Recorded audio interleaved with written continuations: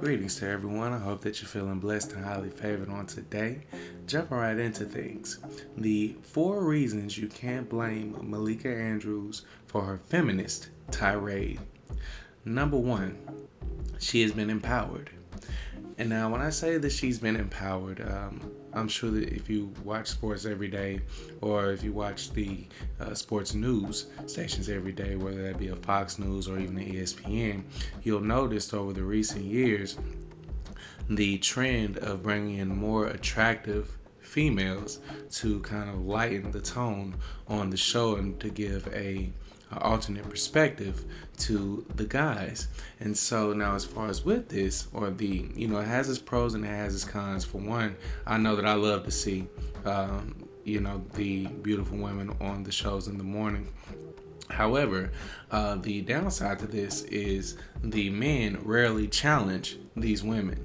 They rarely go against them, or if there is a time where they're offering an opinion, they're all soft-served. Like, as far as with the men, they'll actually humble themselves. Even if you take someone like a Colin Cowherd or even Stephen A, they have a tendency to humble themselves. Kendrick Perkins, like when the woman speaks on the show, they'll, even if they disagree, they'll curve their, instead of going hard on, like they would against another male counterpart, they humble themselves. Their tone becomes different, and they rarely challenge the thoughts of these women or poke holes in their arguments, so to speak. And so everyone is just being nice, and she's never been challenged from any of the topics that she tends to speak on.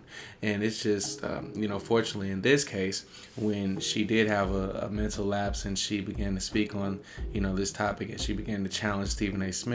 Fortunately, now you may not be familiar with Stephen A, or if you've just been watching him over the past 5 or 10 years, you may not know that he actually has. You might not understand how intelligent he is. Like, when it comes down to speaking and having a grasp on the English vocabulary, there are very few that can touch him. And so he just exhibited his grasp on not only the English vocabulary, but also the rules of debate, as far as letting her speak and then listening to every point that she made, and then coming back and, expressing himself to a point where he was able to get out of that corner. Because she definitely tried to put him in one and make it seem like it was something that it wasn't. But this happens to men all the time. But again, this is why you need to be well spoken and have the ability to debate and get out of corners. Because if you can't, then that could have easily went left. We could easily be waking up talking about Stephen A. Hates women this morning. We could if that would have went how she intended for it to go. But moving on. So number 2, she's actually being coached in her ear. Now, I'm not sure if you guys ever done any type of talk show work or anything like that, or if you've given any type of speeches. Rather, typically it is extremely hard. To just go through cold turkey your thoughts without missing a beat. Now, one piece of credit that you have to give to Malika is that she's excellent at her job with her ability to speak, pronunciate words with that beautiful smile. She rarely misses a beat. She's not up there stuttering. She's not doing none of this, needing filler words or anything like that. But there's a tremendous amount of practice that typically goes into this. And then oftentimes when you see her wearing the earpiece, it's my belief that she's actually being coached on what to say. The executives at ESPN, I'm sure that they are aware of how attractive that she is, and so they know that she can say certain things that a lot of individuals couldn't say, i.e. When the Roe versus Wade was overturned, and how she came on, and it was during the NBA draft, so that really was the time or place at all for it.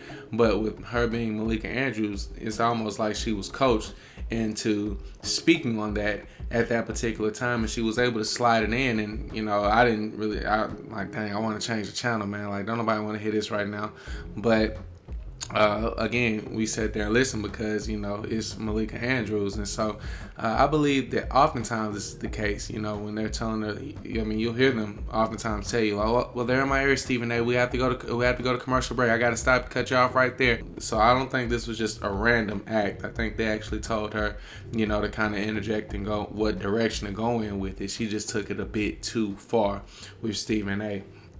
Now, moving forward, number 3. the battle for the Queen of ESPN. Now, if you are familiar, then you know that Molly Karam Rose used to be on, well, Molly Karam now, but she used to be on a tremendous attack, from everyone. Like, oh my gosh, she's so annoying. Get her off of the show. Like, dang, man, she's so aggravating. She doesn't bring any type of substance to the show. Get her off of there. But if you look at her now, maybe a coincidence ever since the divorce of her and Jalen Rose, it's like her place is firmly cemented. And you can tell it in how she acts and conducts herself now. It's clear that her and Stephen, they have a rapport as well as a bond. But, she's very tactful in how she speaks to him. She understands, what's really going on, but she definitely pushes the envelope sometime, if you ask me, especially if you look at her during the Deshaun Watson period. It was a topic that she felt strongly about, that he should have been suspended for a year, that they were taking it soft on him. She instantly took the side of all the women, and Stephen A, he never backs down. That's the thing that I respect about him. He says the real, like, he said, and we're not going to get into all that. If you want to kind of backtrack, you can definitely look at, his thoughts on the Deshaun Watson thing. But he was really the only one up there kind of saying the facts that this man was not, these are all civil suits now. He was not found guilty of any criminal charges in the state of Texas. He was found not guilty. And so, if anything, he's guilty of being a freak. And that's really what it is at the end of the day. That was his little twist. Wanting to have sex inside of, with massage therapists. That was his thing. And so, but, they kind of took it to the edge as if he's a predator, this, that, and the third. He needs some counseling. But it was many times where she would cut Stephen A off, or she would, oftentimes when they're playing, or they just, she wants to interject her little point. She'll say, "Stephen, now look at me. No, look at me."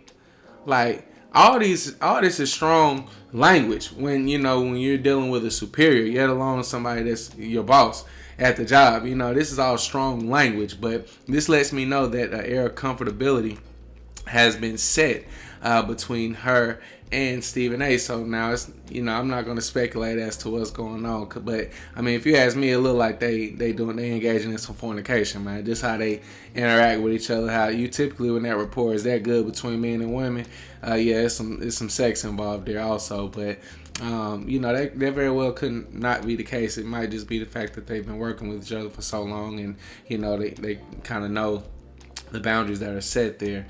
But I say all this to say that make no mistakes about it, Malika Andrews definitely sees what's going on. She sees that Molly Karam has the ability to check Stephen A. But she came in and to me, it looks as if she tried to do the same thing.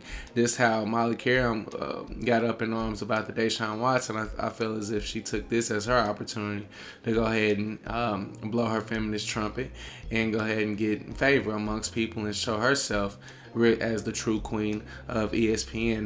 Now, if this sounds ridiculous to you, then you're probably not familiar with women. You probably never had two women liking you at the same time, or just seen women jockeying for a position. If you do kind of know women and you know what I'm talking about, then you know that this could very well be one of the main reasons why she stepped outside of herself and, tried to check Stephen A, because she saw Molly Karam doing it and she wanted to firmly cement herself as, the queen of ESPN. But now the fourth and final reason why we can't blame Malika Andrews for her feminist tirade is because, man, Malika fine as hell.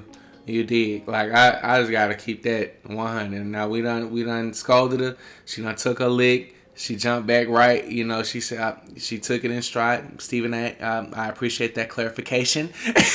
Stephen A, I appreciate that clarification. She done took a lick. Now we gotta bag up off of it. You feel me? Because Malik, man, when it come down to reporters on TV right now, none of them are messing with Malika. Like, when it come down, for one, she's good at her job as far as her ability to speak and everything like this, man. But that Colgate smile, she is beautiful. Like, she is certified beautiful. If I ever run into her, man, she gonna get an all-you-can-help buffet For sure. She better not turn around. She better not smile. She better not laugh at nothing that I am saying. Because I'm really going to walk down the street with her like Michael Jackson in the way you make me feel. You know what I mean? She finna get one of them numbers until she concede. And she go ahead and got to give me some action. You dig? That's how we finna play that one. She finna get sweated. For sure. You know? And before that, you know, just an honorable mention. Joy Taylor used to wear the crown. When she was on Undisputed, you know, Joy Taylor, she had it on lock, man. You know, Joy, she bouncing back now. You know, she bouncing back. But, you know, for a minute, she got a little big, you know what I mean? But now she snapping back, man. Hey, you know, she definitely looking raw. And if I had to pick between the two, I might would still go with Joy just because she got that air of authenticity about her. I feel like I could vibe with Joy a little bit more. I think she a Capricorn too. Not that means anything, but you could tell she not with the fake stuff like that. You know. Then she come around brothers. You know her brothers Jason Taylor. You know, I used to play with him on Madden all the time back when he was with the Dolphins. Man, I used to rock with him, and so you know that's another good thing she got going for herself. So you know, shouts out to Joy Taylor also. But you know, when it come down to just optics right now, man, Malika she's certainly wearing the crown, man, bar none. You dig? And so, yeah, go ahead, back up off of it. You dig? Go ahead. You know, she done took a lick. She stepped out her body for a little second, but you know, everybody made mistakes, man. So I'm definitely willing to go ahead and give her another chance. I ain't finna stop liking her just cause, you know what I'm saying, she got out of her mind and she tried to go to a little feminist tirade, man. You gotta check it and still show her love, man. You dig? And I like how she responded to that, you know, so there's definitely some room for growth there, you know. But that's just my take on it, man. You know, definitely y'all tap in, let me know what y'all think concerning the matter. And yeah, until next time, certainly be blessed.